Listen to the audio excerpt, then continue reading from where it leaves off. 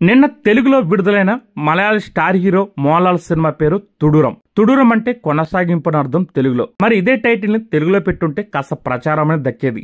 ఆ సంగతి అలా ఉంచితే అసలు ఈ మలయాళకి ఇన్నిన్ని థ్రిల్లర్ సినిమాలకు కథాంశాలు, ఐడియాలు ఎలా వస్తున్నాయనే అభిప్రాయం కలుగుతుంది ఈ సినిమా చూశాక. దృశ్యం సినిమా కథని కాస్త అటు ఇటుగా చేసి మునివేలపై నిలబెట్టే థ్రిల్లర్ సినిమా తీయొచ్చని ఈ తుడూరం సినిమా నిరూపిస్తుంది. మోహన్ లాల్ హీరోగా వచ్చిన దృశ్యం సినిమా దాని స్వీకెల్ ఎంత సంచలనం సృష్టించిందో వేరే చెప్పనక్కర్లేదు. దానికి 3వ పార్ట్ను కూడా ఇప్పటికే అనౌన్స్ చేశారు. తుడూరం సినిమా చూస్తే దృశ్యం సినిమా చాలా సార్లు గుర్తుకొస్తుంది. అయితే ఇది చాలా ప్రత్యేకమని చెప్పాలి. దృశ్యం సినిమా తరహాలో ఈ సినిమాలోనూ మోహన్ లాల్ ఒక బాధిత కుటుంబం పెద్దగా ఉంటాడు.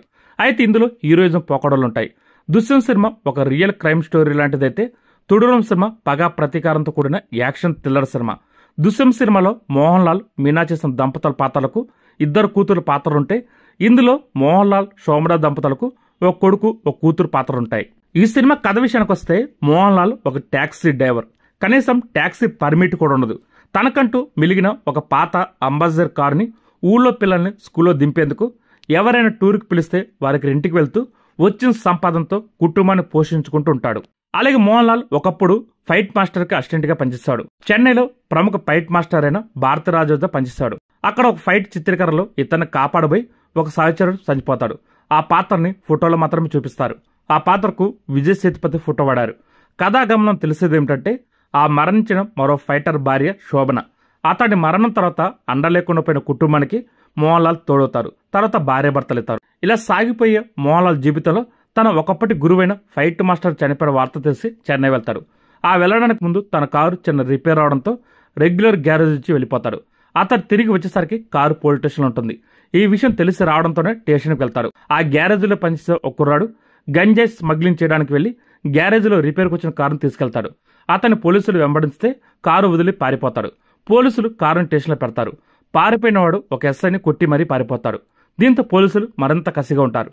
వారిని బతిమలాడి బుజ్జగించుకుని కారుని విడిపించుకోవడానికి మోహన్ లాల్ ప్రయత్నాలు మొదలవుతాయి. ఎస్ఐ అడిగినంత డబ్బు ఇవ్వలేడు. అయితే ఆ రాత్రికి DYSP స్టేషన్కి వస్తాడని తెలిసి రాత్రిపూట స్టేషన్కి వెళ్తాడు. వెళ్ళగానే అతడు కూలుగా మాట్లాడి కారు కీస్ ఇచ్చేయమని ఎస్ఐకి చెబుతాడు.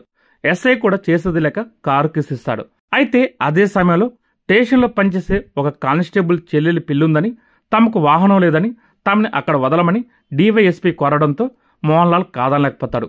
తనకు కారు ఇప్పిస్తున్నాడు కదా అని మొహమాటంతో ఒప్పుకుంటాడు మోహన్ లాల్. ఆ పెళ్లికి వెళ్తే అక్కడ ఈ పోలీసులు తాగి తందనాలాడతారు. మరింతగా తాగడానికి అడవిలోకి తీసుకెళ్లమని మోహన్ లాల్ పై ఒత్తిడి చేస్తారు. అక్కడ కూడా కాదనలేక కారు తీయడంతో అసలు కథ మొదలవుతుంది. కొంత దూరం వెళ్ళాక కారు డిక్కీలో శవం ఉందని, పెళ్లి వేడుక సమయంలో దాని డిక్కీలో చేర్చినట్టుగా అడవిలో దాన్ని పాతి పెట్టాలని, ఈ విషయం బయటకు చెప్పొద్దంటూ వాడు ట్విస్ట్ ఇవ్వడంతో మోహన్ లాల్ నిర్ధాంతపోతాడు. పోలీసులు చెప్పినట్టుగా చేయడం తప్ప అతనికి మరో మార్గం ఉండదు. అప్పటి వరకు మెత్తగా కనిపించే DYSP విలనిజం తొలిమెట్టు అక్కడ బయటపడుతుంది. కానిస్టేబుల్ చెల్లెల్ని ఒక కుర్రాడు బ్లాక్మెయిల్ చేశారని వీడియోలు ఉన్నాయని, దీంతో కానిస్టేబుల్ తండ్రి అతన్ని చంపినట్టుగా మోహన్ లాల్కు ఆ పోలీసు చెబుతాడు. అయితే ఆ తర్వాత చాలా ట్విస్టులతో ఈ సినిమా సాగుతుంది. ఆ శవం ఎవరిది, ఆ మర్డర్ తర్వాత ఎలాంటి మలుపులు తిరుగుతుంది, మోహన్ లాల్ ఎలా ఇక్కట్లో పాలవుతాడు, వాటిని ఎలా ఎదుర్కొన్నాడు అనేది ఈ సినిమా కథ. ఇంత సుదీర్ఘమైన కథ, ప్రతి పాత్రకు ఒక నేపథ్యం ఉంటుంది. వాటినంతా చెప్పుకుంటూ వచ్చి ఇంటర్వ్యూల వద్ద అసలు కథ మొదలు పెడతారు. మరి కథ ఇంటర్వ్యూల దగ్గర నుంచి మొదలు పెట్టొచ్చు కదా అని మొదట అనుకుంటాం.